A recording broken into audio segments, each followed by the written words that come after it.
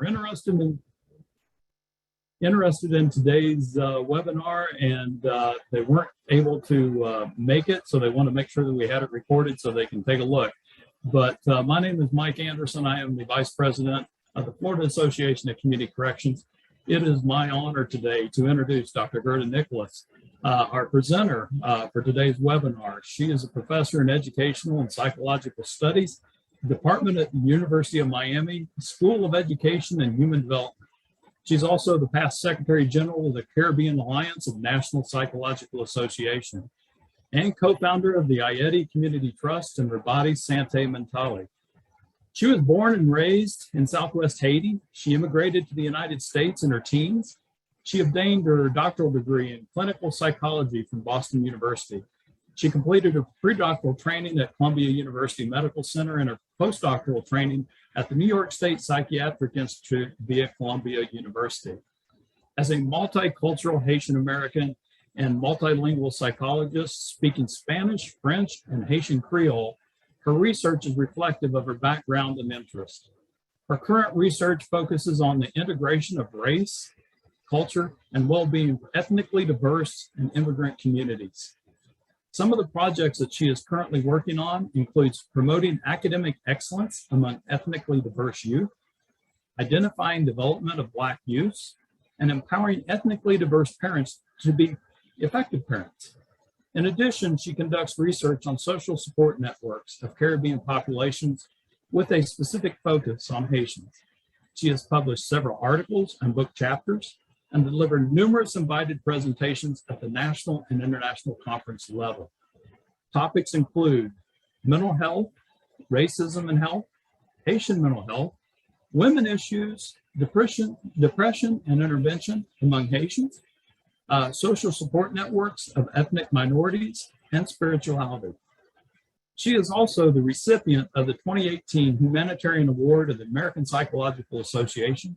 She is also an author and co-editor for several books, to include the book series Pan-African Psychologies with Palgrave Publishing. Please join me at this time in welcoming Dr. Nicholas. Dr. Nicholas, you've got the floor. Well, thank you so much. I say good afternoon, bonsoir, buenos dias a todos. Really, it's a pleasure for me to be with all of you. Thank you so much for the invitation. Thank you so much, Michael and Isabel, for the invitation to be a part of this conversation today. How excited it is for me whenever any entity or indicate the need to have a conversation about mental health. It's hard for me to say no to such invitation. I want to say thank you to all of you for taking this time this afternoon to be a part of this conversation today. This is my 30th year of being a psychologist, and so the area of mental well-being, which is the area that I focus on, is essential to the work that we do. So it really is exciting, and to do it in lots of different languages and to do it with a very diverse group is an essential part of the work that I've been doing for the last couple of years. And really focusing on this piece around mental well-being and stress. And as Isabel was saying earlier on, when she was sort of setting the tone for why is this conversation so important, giving everything that is happening right now, right, in the world, in our communities, in our state, in our county, not just, the pandemics of COVID, but also what we refer to as multiple pandemics, right, that are taking on, whether or not we're talking about COVID or, the effect of racism, and certainly what we're seeing vis-a-vis the gas issue right now is an essential part of that. And so, really looking forward to the conversation that we're all going to have today.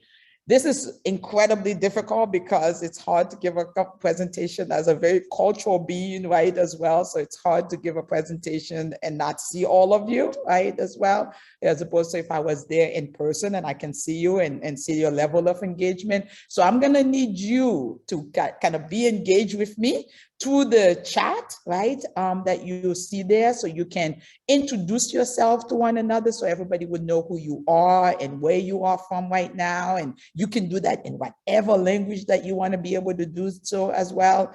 So really, really important. And then second, whatever I'm saying, if I'm saying something and you're like, wow, that's really cool. Oh, wow. Like, I hadn't thought about that. So that's the way I'm going to know you're with me in this presentation, is because you're going to use the chat. You're going to use your emojis. You're going to use your thing to say, that's really cool. Or can you go back to that again? I didn't know that. Like, any of those comments is going to help me know that you are here with me as a part of this conversation that we're having today. So with that, I'm going to open up my screen a bit to share my PowerPoint with all of you. Again, really want to make sure that you get a good overview of what is it that we're going to be doing today. So hopefully you are seeing the slides there. So Isabel will give me a thumbs up if she's able to see the slides, so I know that you're able to see it. Awesome, awesome that you're able to see it. So we're going to focus on stress and mental health as a part of our conversation today, right? And excited for you to, like, again, use the chat, use the Q&A, ask questions, right? As a part of this process as well. And as you're listening to that, I would love to know more of that, and really be asking you to also share your own perspective and experiences as well. So just to orient you a little bit about what we're going to be doing today. So you're going to get a quick overview about stress and the ways that stress is impacting the body.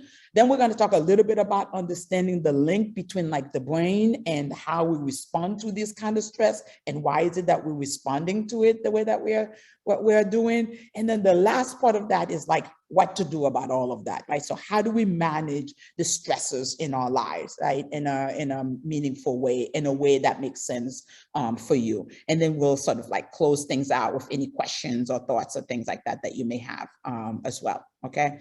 So again, remember, use your chat to let me know that you're with us, that you're feeling engaged. I love that theme Isabel was talking about for the conference coming up. It's like feeling engaged, rejuvenating, and so forth, which is really exciting, as well.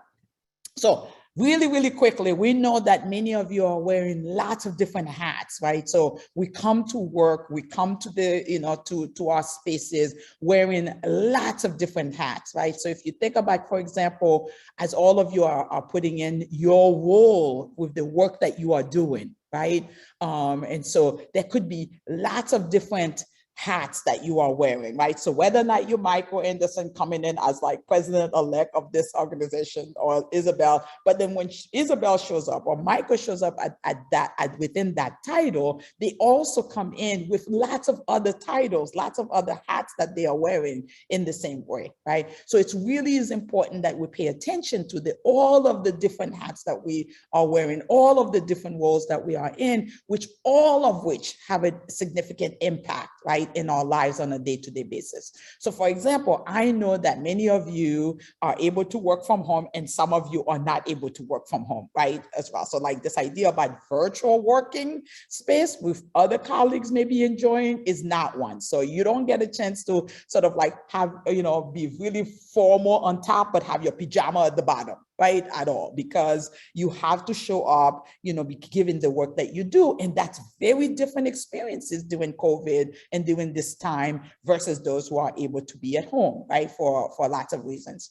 In addition to that, we have you playing lots of different roles in terms of in your personal lives, like whether or not you're a mom or you're a dad. By the way, happy Father's Day to all the fathers who just celebrated. And then your daughter, your son, your sister, your brother, your friends, you could be a student, right? All of those. I just put, like, an example of lots of different roles that you yourself might be playing, right, as well. So imagine for a moment, like, if I'm showing up to give a talk or I'm going to work, but then I get a call on my way that my mom is sick or my sister's sick, right, or my kids are sick. So that in itself is going to have a significant impact in my work, right, as well. And so we know that when we're showing up with all of those as well in there. So then there's, like, this sense of, like, how do I balance in the midst of everything else that I'm doing? I have a stressful job because you're working for the correctional facilities, right? And you have this job and you have some things happening at home as well. So how do I balance this and juggle this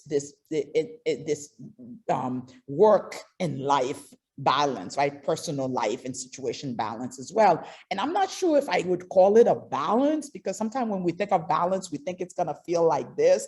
And sometimes it never really feels like that, right? So sort of like when we think about our relationship, we're like, oh, this relationship is going to be 50-50. And relationships are never really 50-50, right? There are sometimes you may need to put more in one versus the other, right? As well. But definitely figuring out, how do I, do the work that I need to do, but also take care of the things that I need to take care of at home, as a process. So we'll definitely spend a little bit of time engaging in all of that kind of conversation this afternoon as well. So let me know. Anybody want to like share like lots of different roles? Good opportunity for you to use to chat, to say that, these are all the roles that I'm managing, right, as well, right? So you can use the chat to say, hey, like I am definitely like balancing that and this right now. I'm a mom, I'm a dad, I'm a single dad, really working, managing my kids, right, as well, which is really cool. Loving you, Marie Eddie. Thank you so much for putting this, in the chat, that work-life balance. One seems to be out of weight, than the other. That tends to be the case oftentimes, right? That our work may take a whole lot more of us than our actual, personal life. And there may be times when definitely your personal life, like what's happening at home with family sickness, could absolutely be more weighing more than your actual work as well, right? Which is really important. So Kamisha's talking about balancing work and school, right? Wow, right? At the same exact time. So when you finish working and everybody may be done working and you said, I'm going to go home, enjoy a bike ride, well, Kamisha might be heading to classes because, there's classes and there's homework that needs to be done. And so that day gets prolonged until very late at night. So you're not necessarily have ended your day at a particular moment in time, right? So really great, right? To really try to maintain that balance, which is really a struggle, right? As Tori is saying as well, which is really great. Great, you guys are doing wonderful because you're using the chat, just like we said to you, so, to really kind of share that level of engagement so that we know you here, right?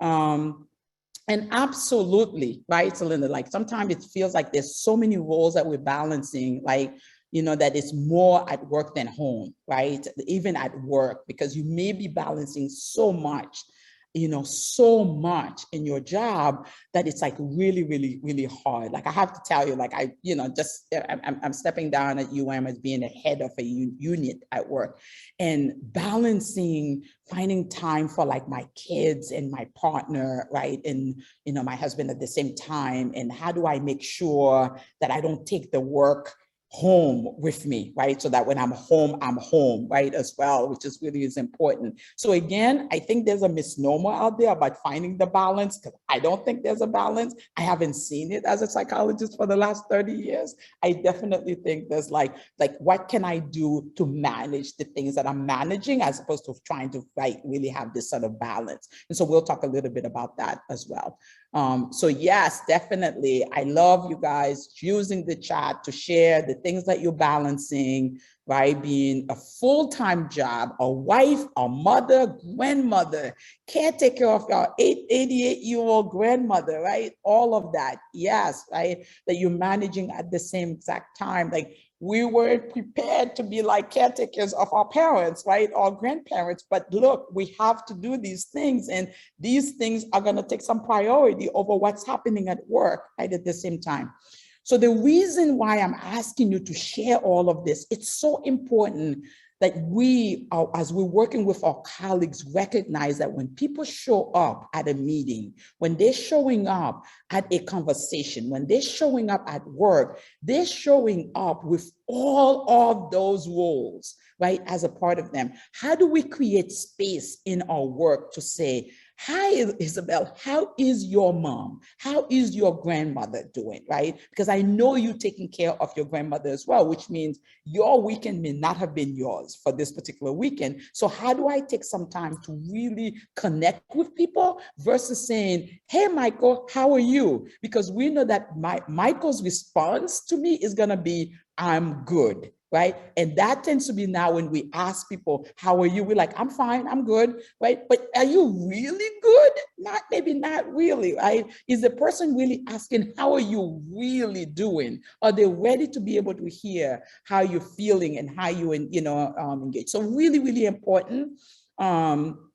To really take the time, recognizing that we all come at this with lots of different roles, and we might be balancing lots of different things at the same time, right? And so right now for me, I try not to ask the question, how are you doing? Because it became so pejorative for the most part, like, because everybody's saying, how are you? And it becomes like the thing I say socially, but I don't really have the time to really listen to you, how you really doing, right? And so if we're really gonna ask somebody, how are you doing? Think about that for a moment. How are you doing? What important question is that, right? To really be able to ask somebody. And so if I'm asking the question, I should be ready to listen to this person, right? To listen to this person so I can hear how they're really doing, right? So that this idea like I'm good is not an automatic response. So I'm really practicing with all of you to somebody say, how you doing? I'm like, I'm battling a headache.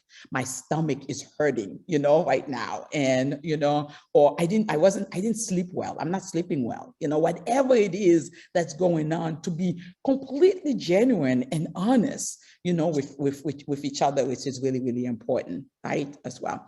So appreciate all of you for sharing all of that. I want to talk a little bit about like this idea about stress, right? Because that's what we're going to open that up, because all those roles we're talking about means that there are lots of different stresses that comes along with it, right? So the stress of being a parent is different than being the stress of a daughter, right? Than being the stress that I'm dealing with in terms of being at my job and so on and so forth. So it really is important for us to talk a little bit about all of that, which is really, really, really important, right? As well. So I love it. I love the support and the shout out that like Tori's getting, right? Is there. I love it. Tori makes a comment. Somebody said, listen, girl, I got you. I got you. I'm always going to be there for you and have your back, which is really, really cool. I want to talk a little bit about COVID, because I think that what we're experiencing now, what we just experienced coming out of this, what a stressful process that was, right?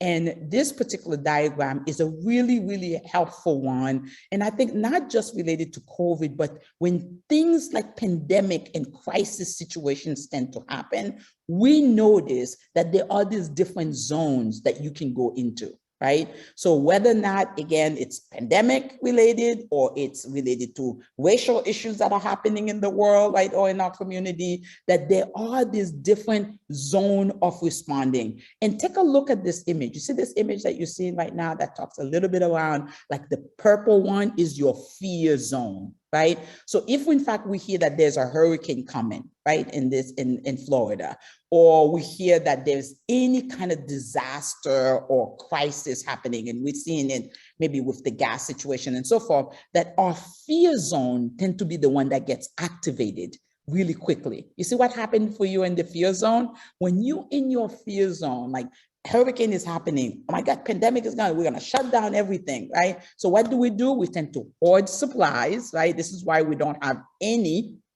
we don't have any, issues with like every day being able to find some things, and then suddenly we're gonna like go get all the toilet paper there is, right? Like imagine that for a moment, like there's a pandemic coming and the thing that we want to do is go find toilet paper, right? But the reason for that is because we're in that fear zone, and when we're in that fear zone, we tend to hoard things, we blame lots of people for things, we don't share the same way, right? As we used to, we binge eat, right? So we eat like excessively, like, just to kind of like manage and monitor that. We are constantly watching the news, like breaking news without any breaks. CNN is on 24/7 in your house, right?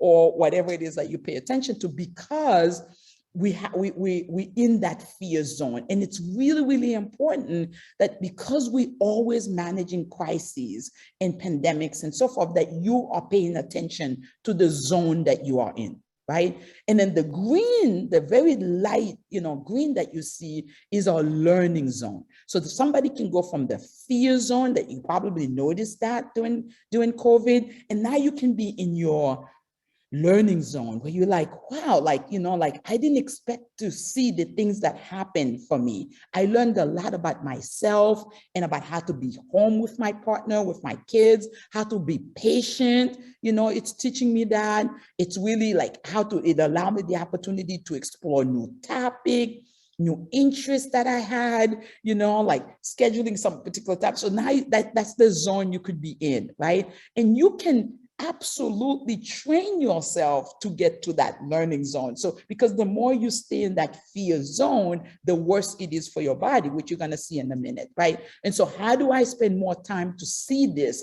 This is an opportunity for me to see, okay, like what are all the different ways that I could, enjoy being at home, right? And I like, how do I look, Tori's like, I wish I would have learned how to knit, right? So, but there are lots of people, right, Tori, who actually learned that. They were like, oh, let me take this time and actually do some knitting, do some garden, do some painting, some things that I enjoy doing, but I never had the time to do it before. Let me really take the time now to really be able to do so. And then the last zone you want to get into is your growth zone. Yes, Javier, it seems like so far away, right? Because oftentimes we stay in fear zone, and I'm pushing us to get to the learning zone, and we can spend a lot of time in learning zone, Javier, and then we may get to like this growth zone, right? This idea of how do I see this as, oh, this is an opportunity for me to figure out what my true purpose is. I didn't realize like I was such a gardener. I had a love for nature. I had a love for like doing, photography, or I had a love for like working with people in such a different way. And as a result of that, right? And as a result of that, then now you're able to like get to your growth zone. We see a lot of people in my department, a lot of people were reaching out to us to come and get a degree in mental health and other areas, because they're like, this provided them the opportunity to see they actually wanted to do something else, right, as well. So it's really, really important, and really appreciate Desiree's comment around like what happened when we also have like additional health conditions that actually doesn't allow us the opportunity to really regularly do the things, right, that you would have enjoyed because of your health issues. And really being able to think, Desiree, I want you to think about like all of the other things that you can possibly do as well that may not necessarily include moving your feet, right? And that's where like really thinking about the other possibilities, because when we are so used to like one way and then something happened to us, we're like, how do I get past this space, right? How do I get to this another level, or, and so on. And so beginning to think of what could I do? What else can I do that also gives me the opportunity to also, use my mind, move my, other parts of my body as well. But I appreciate you sharing like how health is another constraint, right, that we have as well. So yes, we are sending Desiree lots of hugs, and, during that time as well. So thank you. Yes, we definitely need that. I want to talk a little bit about how all of these things are linked together, because we're going to talk about stress, but I want you to think of stress having two very good friends, right? Like it's hard for you to like show up with this one person and not see the other besties, what refers to like, what are my other besties, right, in terms of it. Stress oftentimes comes with fear. So oftentimes there's something that is happening, like it's my job. I fear losing my job. It's stressing me out. You know, like Michael's stressing me out. And I wish like I could have this conversation with Michael about da, da, da, da, da. But I can't have this conversation with Michael because I'm afraid. I'm afraid of You see, so the stress is oftentimes accompanied when you feel stress and you're starting to think about stress, like you should know that there's fear somewhere lurking around as really, really good friend, right? And the other area is anxiety, which is another big friend of stress, right? So like I feel anxious about this pandemic. I feel anxious about, you know, about what to come in my future. I feel anxious about what this relationship is going to bring me. I feel anxious about what this move is going to come, you know, bring along. And because of that, it's then linked to stress. So if you're thinking stress, you should be thinking about these really two good friends, which is your anxiety and fear, right? As being two central part of it as well. Now, here's the big deal, everybody, right? As to why this is so important. You see these three friends that tends to hang around all the time, right? And who are there and they always like, they're the posses. They're the one like hanging out all together. They have a significant impact on our immune system. Right? So think about that for a moment, because your immune system is what you need to fight off any of this pandemic virus, any cold, any other issues going on. And these three friends come together and they squish it. They decrease your immune system significantly, and that makes you more vulnerable to catching a whole slew of stuff, including COVID and anything else, right, related to it. So it's really, really important that we are paying attention to these three friends in a really significant way. And we're talking about the stress piece first, because if you're able to manage the stress, then you can keep fear and anxiety at bay. You know, keep these other friends out, you know, because if stress decide not to go to the party, chances are fear and anxiety is not going either, right, as well. So that's why we really want to pay attention to our stresses, so that way we can really make sure that these friends stays at bay, so that it doesn't impact your immune system in such a significant way, right, as well. Merci, Patrice. Bon bagay. Merci, Bill, right? So let's talk a little bit about stress, because I think that because of what I just said, I hope all of that is making sense. Seems like you're with me in terms of all of that, right? So these, you know, three friends, we're keeping them at bay. So we're focusing on stress. Now, here's the thing about stress. When I ask people about stress, and they'll say, well, I feel stress, right? I feel stress, and I feel stress because of A, B, C, and D. And the things that they're talking about oftentimes is the stressors, right, that they are managing. So here's what I really want you to leave here with, that stress is our body's reaction to any situation that requires a change or response. Think about that for a moment. Stress, so it's not your job, because your job is a stressor. So stress is our body's reaction to any situations that requires a change or response, right?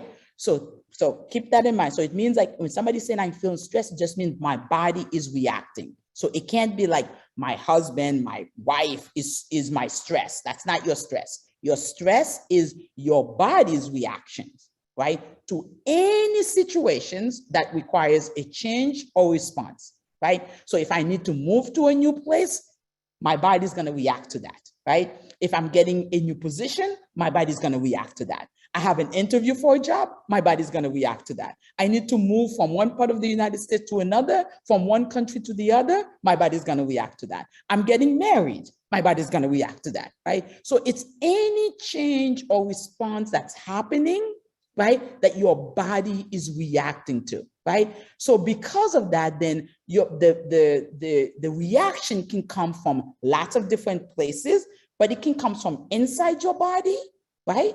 So things like your thoughts and as well, but it also can come from outside as well, right?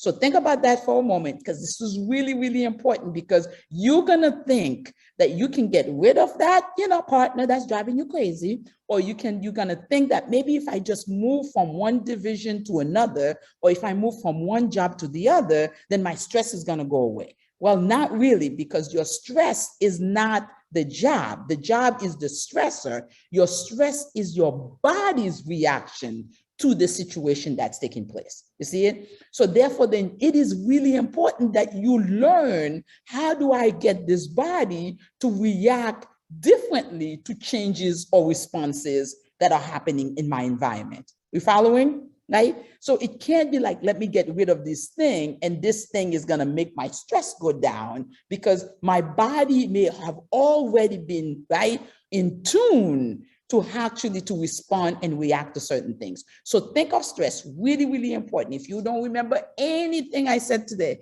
if you can remember that your stress is your body's reaction to any situation that requires a change or response, right? And because of that, then you can have lots of different things on the externally, your stressors, right? Which are the events that are taking place that can cause your body to react this way, that we call stress. So these stressors can cause the body to react a particular way, which is why we then call that stress, right? So these stressors can be both internal or they can be external, right, as well, right? So the body's reaction to stress. Yes, Stephanie, very, very important, right? Really, really important. It can be internal, it can be external, right, as well. So remember, this is stress is your body's reaction.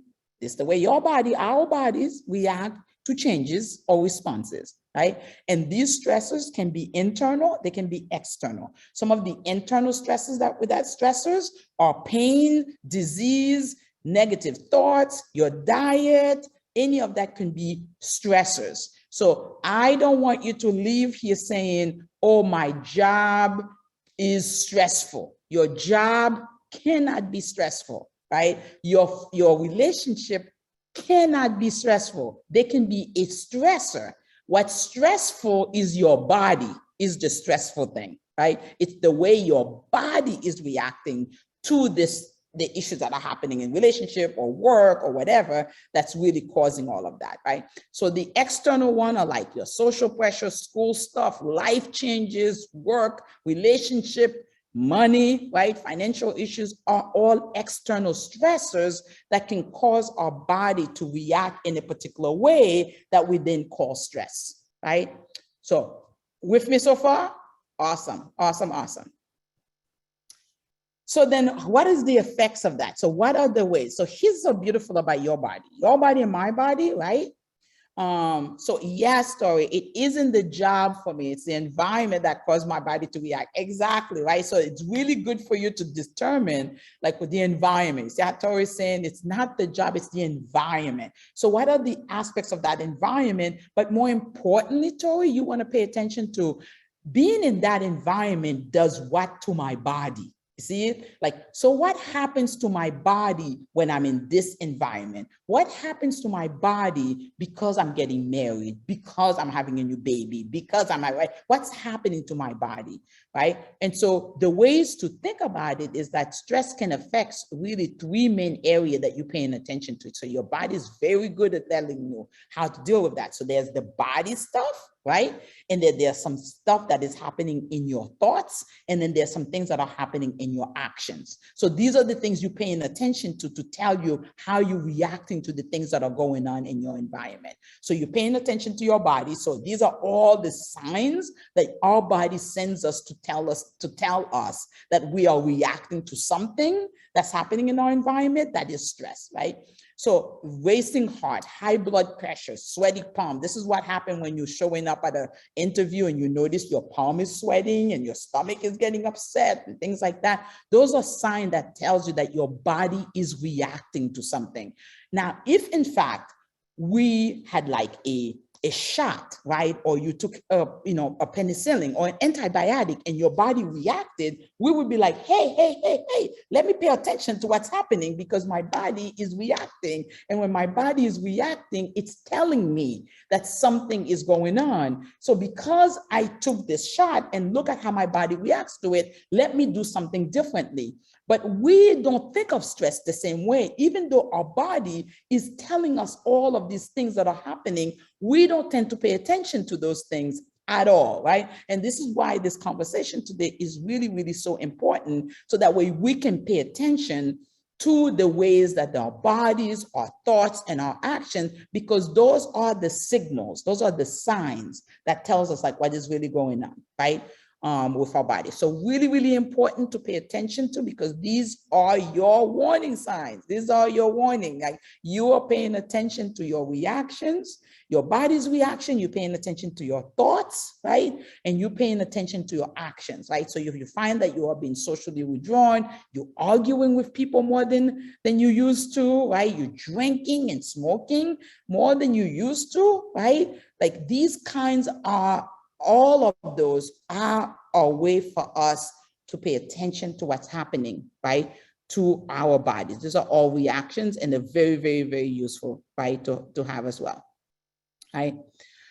And so there's lots of other kind of common effects that you can see. So you can see in terms of the effects of this reaction, right? Again, these are all your wonderful, important warning signs, right? So in terms of your body, so your headache, those muscle tension that you're feeling right here, you feel it. Headaches that are right here, you'll see why those are important in a minute. All of that right here is so important. When you're feeling fatigued, there's a change in your sex life, your stomach is upset, sleep problems. These are all of the signs that your body is telling you that something is happening, right? And then in terms of your mood, you're going to feel anxious. You can feel restless. You're not motivated or focused to do anything. You might be feeling overwhelmed. You get irritable very easily, like any little thing you're snapping, right, at somebody. And sadness and depression is also another way to think of that. In terms of your actual behavior, as I was saying, you can overeat or not eat a lot, angry outbursts, smoking more, socially withdraw, all of that, exercising less. Those are all ways, right? Like you might be thinking about. And there's like, as Tori was saying, I sleep to escape at times, right? Which is really, really good, but you want to pay attention to whether or not are you oversleeping, right? So that's why you're paying attention to your symptoms, to what's happening to your body, so you can say, is my body telling me something? Or maybe, Tori, you just need some sleep, right? You just need some sleep, and you're going to get some sleep, and you're going to be just fine, right? Or is my body reacting, telling me, girl, pay attention. Something is going on in your environment. There's a change, there's a response that's happening, and your body is reacting to it, right? And that's the kind of stuff you're paying attention to. I want to very, very quickly jump into what will seem like a very boring topic, but it is the brain, right? And I want you to pay attention to that, because the things that are happening to our bodies, we assume that they are not linked to our mind, right? But our mind controls this part, this body part, right? The link, the connection between the two is important. And so myself as a psychologist, psychiatrist, most of your physicians, when they give you a medication, the medication doesn't, for your leg pain, it doesn't go to your leg. If you're having stomach issue, it doesn't go to your stomach. It goes to your part of your brain that then controls that part of your body, right? Which is really, really important as well, right? Yeah, right. So important, Tori, right? Like, yes. And you know what Tori is saying, I hope you guys are taking the opportunity to read some of those things. There's so many people who I know, Tori, that goes into the stall of the bathroom, they go to their car, they cry out their eyes, and then they go back to a meeting, right? They go back to work, and it's as if like, nothing's going on. Really important for you to do that, because you want to take the time to like get it out, cry it out, right? And, and sometimes I say people like, you can get your pillow and go, scream it out, whatever it is you need to do. And so, because that's really important for your body, Tori, to really, really important for your body to be able to let go of some of those emotions. So I'm glad that you're taking the time to also do that for yourself. So what I want to make sure that we're paying attention to is this part of the brain right here, which is the amygdala. You see this part right here, this amygdala, it's a little red part that's right here between the blue and the yellow. That is where all of our emotions, you see the crying that you're talking about, Tori, like feeling guarded, all of those emotions, the place where that is happening is this area of the brain called the amygdala. It is our only emotional processing space of the brain. So anything that we are doing related to emotional anything, we are really focusing on the amygdala, and it really is important for us to understand that part of it. So the amygdala is really, really important, and that's why I want you to pay attention to it, because it is our stress hormone. It releases those as well. It alerts the body's nervous system that something is happening, that there's a fear that is there. So again, really, really important to pay attention to that.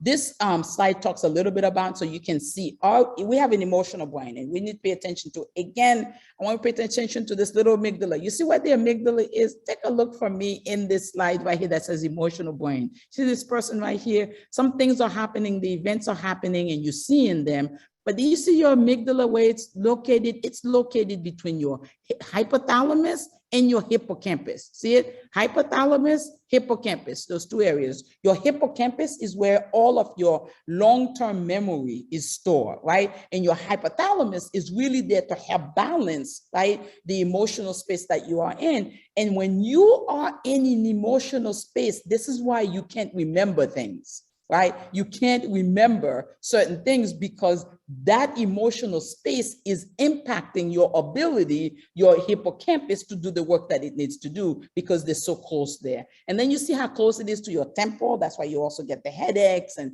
and so forth, depending on the type of emotional stuff that you are dealing with as well, right? Really, really important.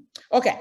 So I want to talk very quickly, because I know my time is going to come really quickly, in terms of the manifestation of all of that in our bodies. And I want you, if you can, take a picture, take a screenshot, something of this thing, because this is your body and your ways that your body is respond as an emotional center, right, of your body. So when you are dealing with these things and some things are happening for you, this is what is going on, right, in your body. So if in fact you're looking at your shoulder area and you're like, you see this area right here, some of us, you feel it and you're like, ouch, ouch, my goodness. Like you go for a massage and they're like, that's just like the balls that are there, right? And so on.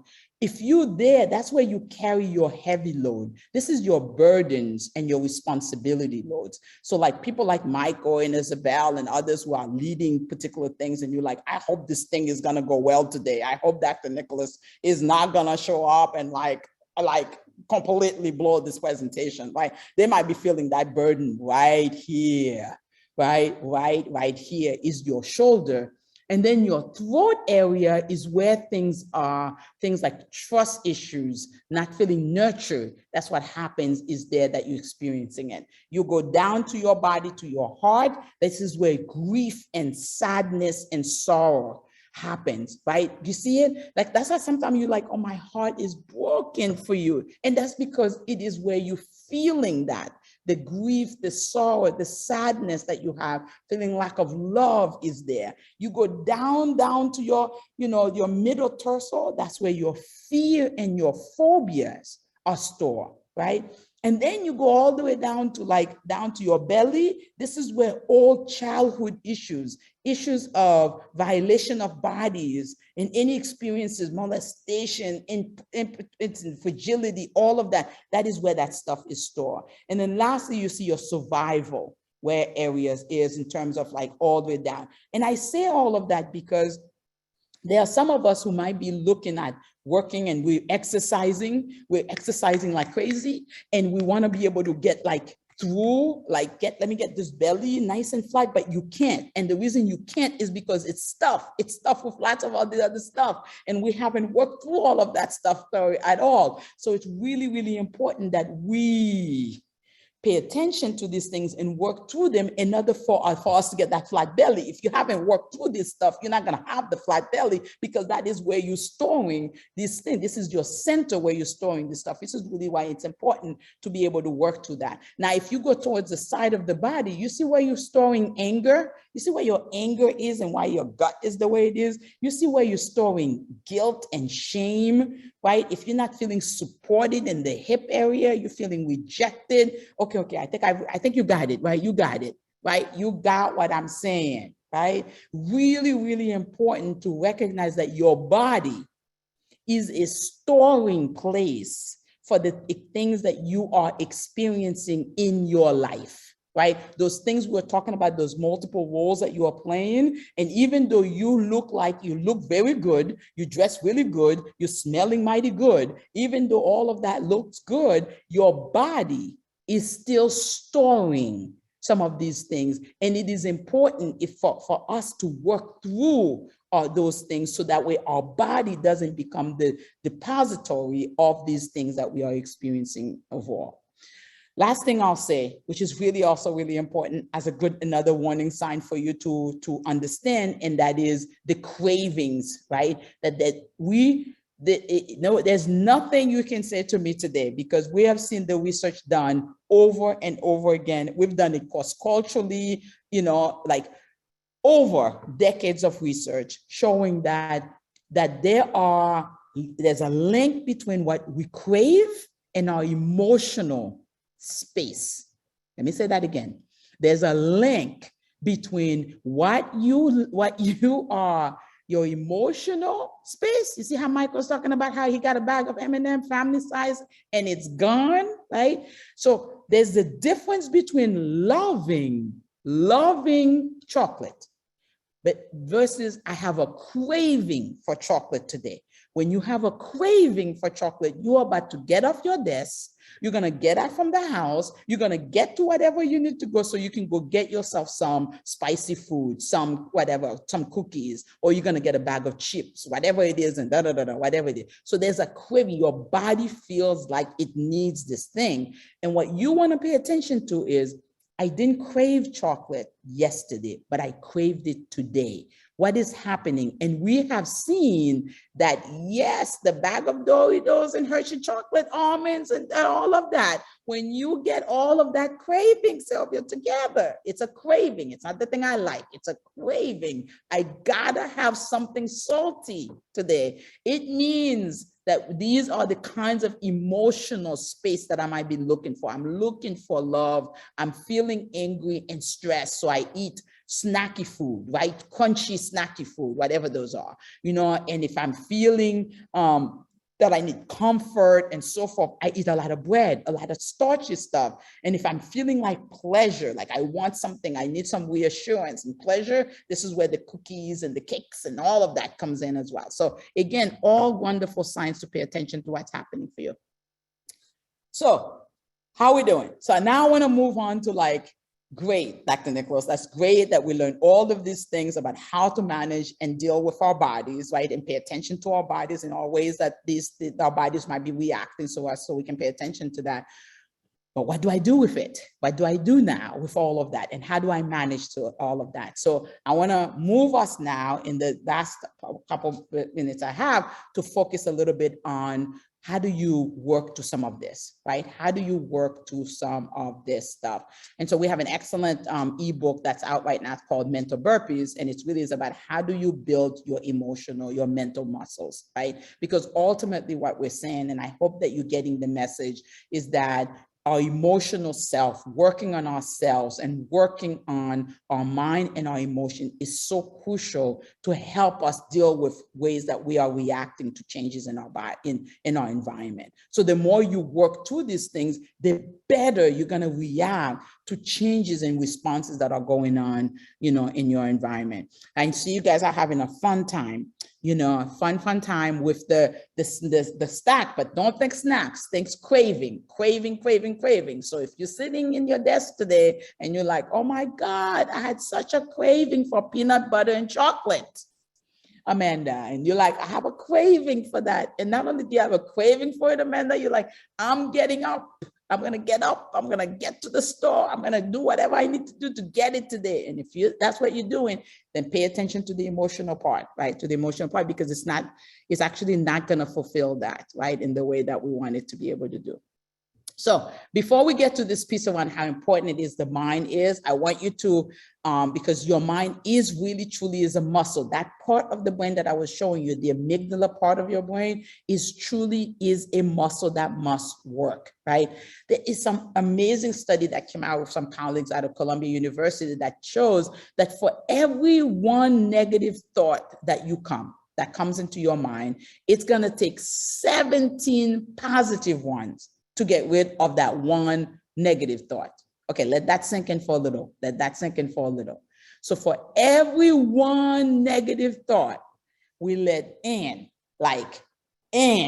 okay, like, oh my God, I'm not good at this. Oh my God, I'm not, oh my God, I don't think I can get this done. Oh my God, whatever the negative thought is, if you had let one in, it's gonna take 17 positive ones to get rid of that one negative thought, right? And this is why it's so important for us to pay attention to and building our mental muscles so we don't let a lot of those negative thoughts seep into our head because we know that if I let one in, oh my God, it's gonna like take me so many to get rid of that one negative thought, right?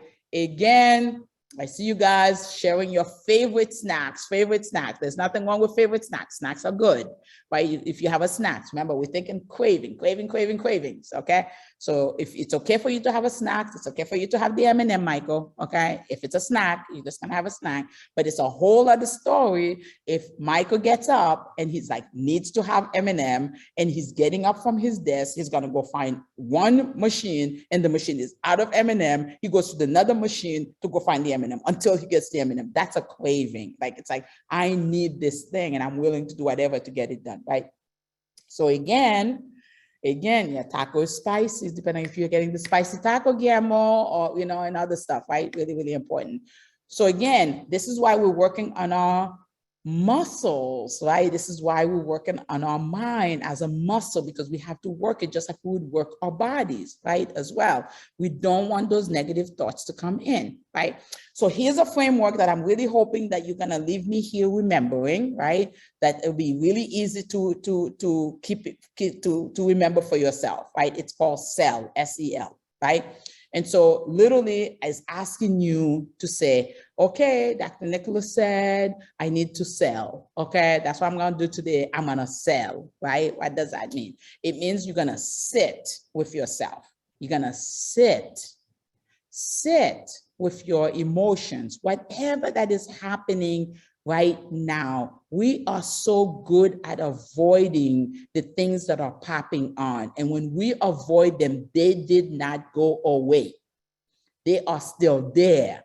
They will be back later on the afternoon. They'll be back later on this evening. They'll be back tomorrow. So you have to learn to sit with things that are coming up, things that are uncomfortable. I feel angry. Sit with that anger. What does your body feels like with anger? I feel happy. What does that look like? How do you know? How does the body react when you're happy, right? And so forth. Like being able to sit with whatever is happening, which is really, really important. The second part, the E, is about expressing that, right? So if I'm like, yeah, I'm having a really bad day, I feel really angry at the situation. I'm angry at the fact that I have to go to work and then other people are working virtually, right? I'm angry at like whatever it is, but you can do that. And because you sat with it, you can express it in a way that other people are going to be able to hear you. You're not going to come out as like a bulldozer with it because you've already sat with it, right? Sat with it. Don't ignore it. Yes, don't ignore it, Tracy. Like sit with it for a minute and say, and we're not good at, because when the other stuff starts coming up, we're like, okay, that's enough. I don't want to deal with that right now. So I'm going to let that go. But just because you say that, that doesn't mean it's gone. It's just there. It's going to come when you go to sleep now. When you lay to go to bed, it's going to come back. right? When you are like, you know, in the middle of like dinner with family members, it might come up. You go to a funeral, it comes up, right? And so forth, but it's gonna come up. So being able to express it is really, really important. And then lastly, you have to lean forward. Lean forward so that you're not staying where it was, right? You're not sitting and staying in the past. You are leaning forward. I sat with it, I express it, and I'm gonna lean forward. I'm gonna look towards the, I'm not gonna, you know, I'm not sitting with it anymore because I've already expressed it, and because I've expressed it, now I can look towards the future. I can look towards tomorrow, right? Which is really is important. I know Michael said you guys have a couple questions in there, and I want to go through this next couple ones really fast as well. So really thinking a little bit around like the things that you can control, like as a process, like the best way to kind of think about like taking control of that mind that we're talking about is really is about how do I gain control? You want to stay focused because oftentimes during these times, we feel like things are outside of our control. And the more things are outside of your control, the more your body's going to react, right, to them. So it's really good to stick to the things you do have control, right? You know, saying my positive attitude, turning off the news, you know, really thinking about like limiting your social media, finding the things that you enjoyed, right? And all of that, which is really is important, right? So, and somebody said, give me an example of positive affirmation. Positive affirmation. Thank you, Stephanie, for responding to that, right? Great job, right? You got up this morning, right? And that you were present, you listened, right? You came to this webinar. Those are all positive affirmation, right? Like I was able to get this done, right? I was able to show up at this meeting. I was able to stay calm, even though Michael said some things that I was able to stay calm and express what I needed to say. All of those are positive affirmations, right? That, you know, you can use as well. So let me leave you very quickly with some really key facts. What we know is that people, if you do a couple of things, these things, that you're going to see a huge difference in the way your body is responding and reacting. So exercising regularly, eating right, getting sufficient sleep, all of that tends to reduce depression, anxiety, and other illnesses significantly, particularly such as heart disease in women, right, as well, which is really is important. Some other things that to keep in mind that will really be helpful to you in terms of your own self-care is, like I said, boost your VIM, right? Getting some sleep, nourishing food, and regular exercises. And let me just say, okay, ladies and gents, I don't mean like you don't have to be an exercise person. You have your favorite music. You have your salsa, your merengue, your reggae, your compa, and so forth. Do you know if you did that, if literally try it, okay, try it and send me a message, let me know how it works. But if you literally put on your compa in the morning or your salsa, your merengue, your, you know, and you put that your favorite music and you dance to your music, brushing your teeth, using your music, it will do amazing things for your mind and your body.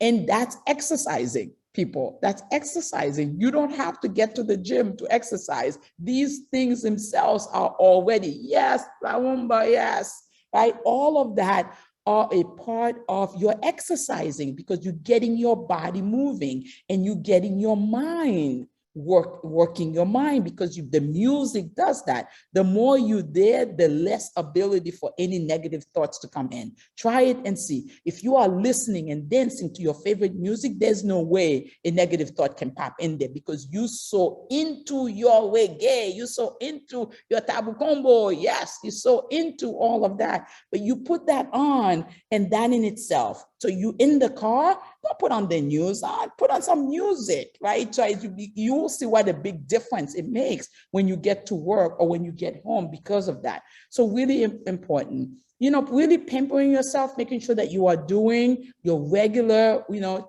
checkup, which is really is important.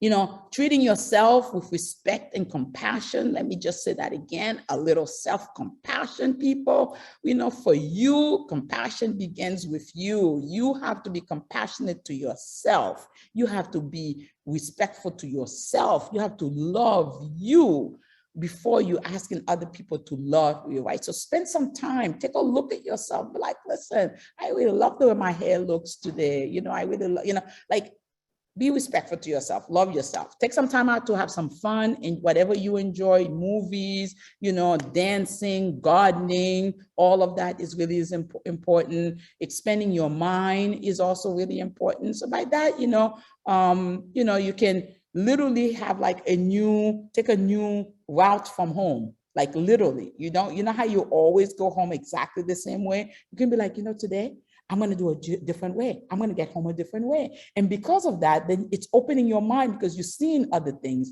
and so on. So those kind of small exercises are going to do you like so much, so well for you. Spending some time with your loved ones. Let me just really, really, really, really stretch that.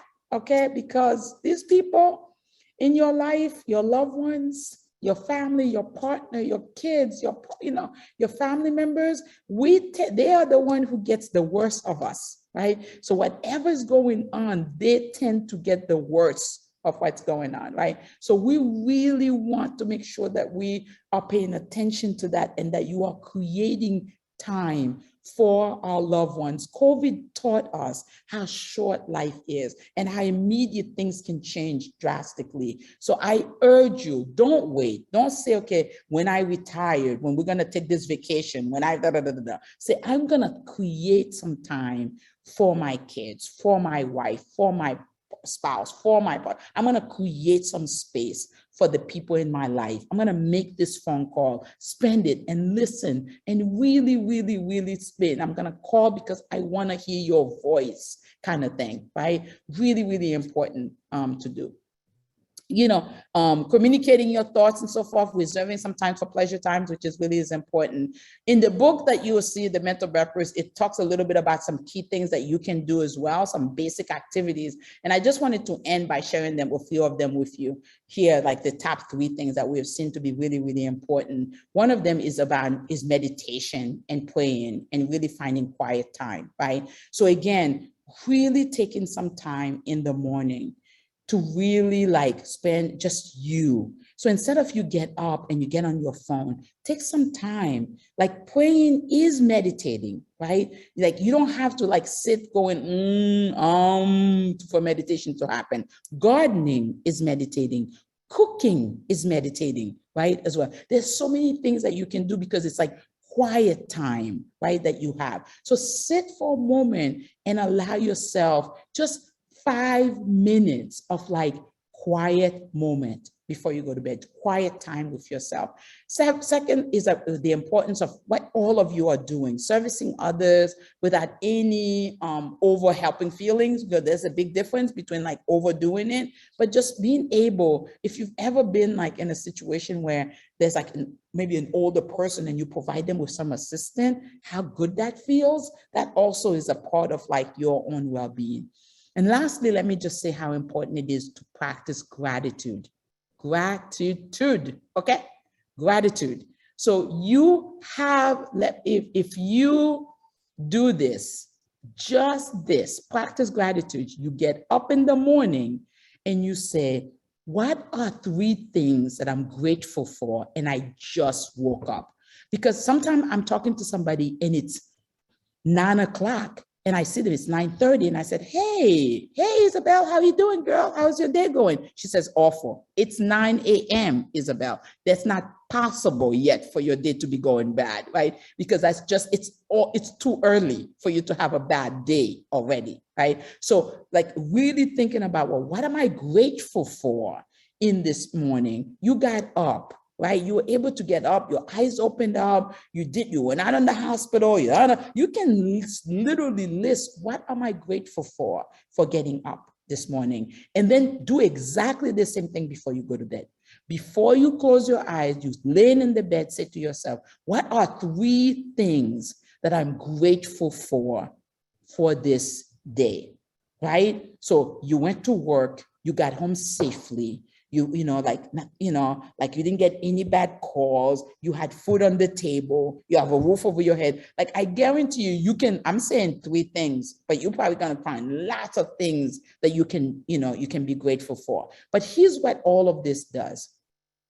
It allows you to shift your mind right? From one of a negative, all the bad, awful things that are happening, to really training your brain to stay focused on the things that are more positive, the things that are really, really, that are going on, right? Because there's a lot of terrible things that are happening, but there's also a lot of great things that are happening, right, in our lives. And we want to really make sure that we are paying attention to that as well.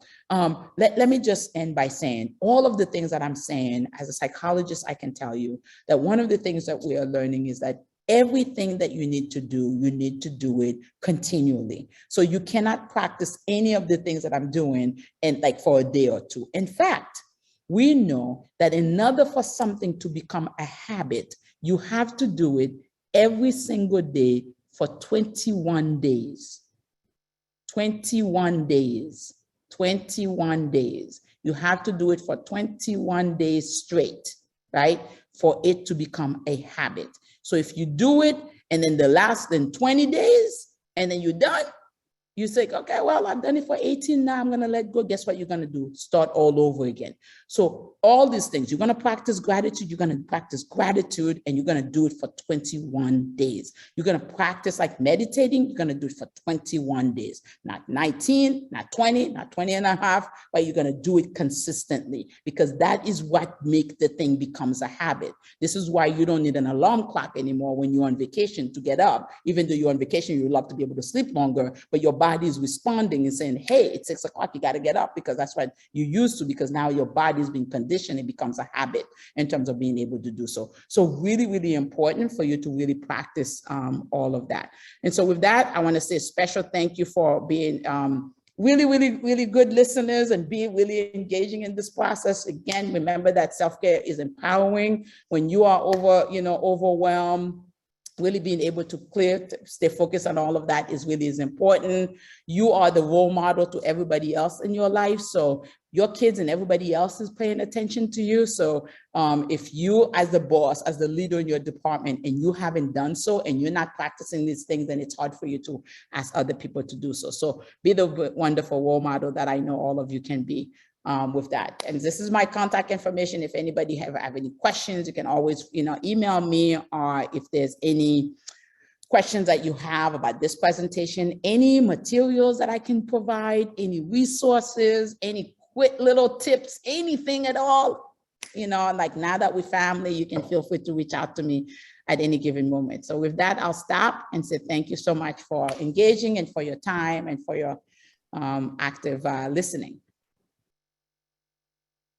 Thank you, Dr. Nicholas. That was awesome.